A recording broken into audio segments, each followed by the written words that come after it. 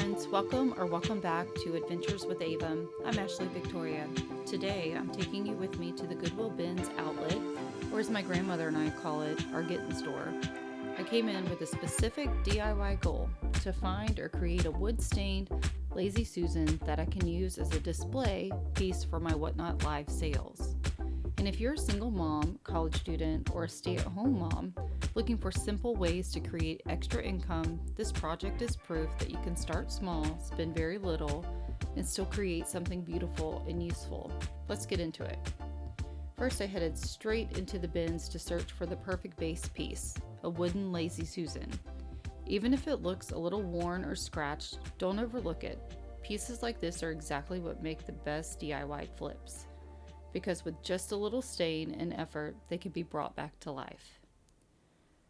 Once I had my Lazy Susan, I grabbed just a few inexpensive supplies to get started. All you really need is some wood stain, a sponge, brush, and something to wipe it down with. Most of this can be found at Walmart or even the Dollar Tree. This is such a budget-friendly project, especially if you're trying to create extra income without spending much up front. Before applying anything, make sure to protect the area that you're working on.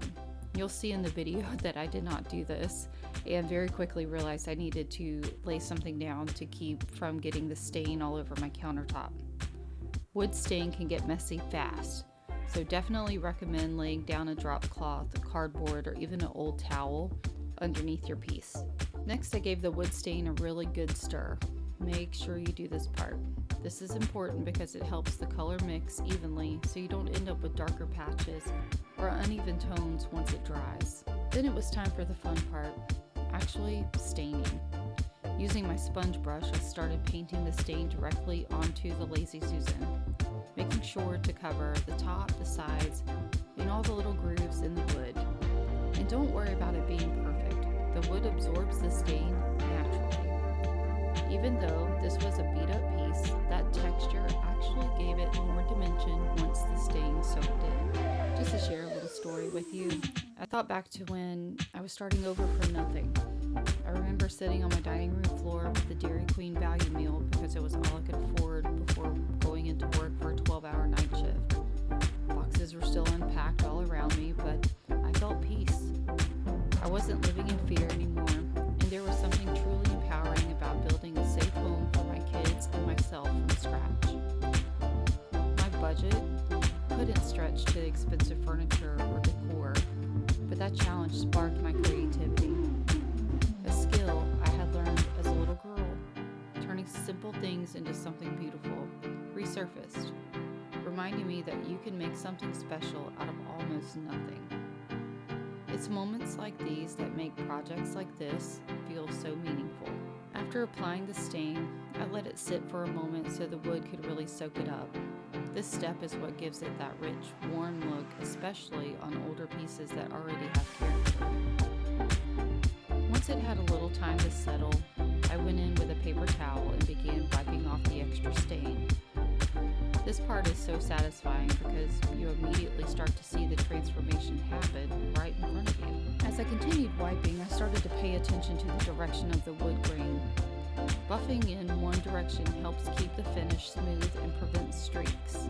And honestly, it made the piece look so much more professional.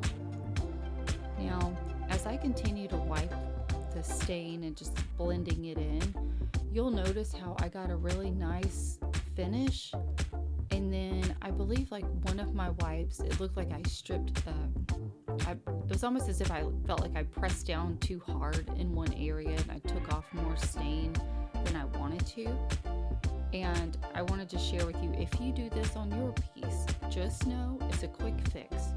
Very simple, you didn't mess up. You just continue to spread the stain over the wood and eventually it will smooth that area back over. After everything was wiped down, I set the Lazy Susan aside and let it fully dry. Giving it time to cure makes a huge difference, especially if you plan to use it as a display piece for items you'll be handling during live sales. Once it was finished, I styled it into a simple display for my Whatnot Lives. I I added a small plant, a thrifted basket, and a few decorative touches, and just like that, I had a beautiful rotating platform that instantly made my selling space look more elevated. It's such a simple upgrade, but it helps your items stand out and feel more intentional. And I just want to take a moment to encourage anyone watching who feels like they're starting over with nothing. High-end style doesn't have to come from high-end stores. Take advantage of thrift shops, yard sales, and the Goodwill Bins, and even Facebook Marketplace free pages. People give away amazing pieces every day, and with a little creativity, you can turn them into decor that looks expensive. Sometimes it just means learning how to see value where others don't.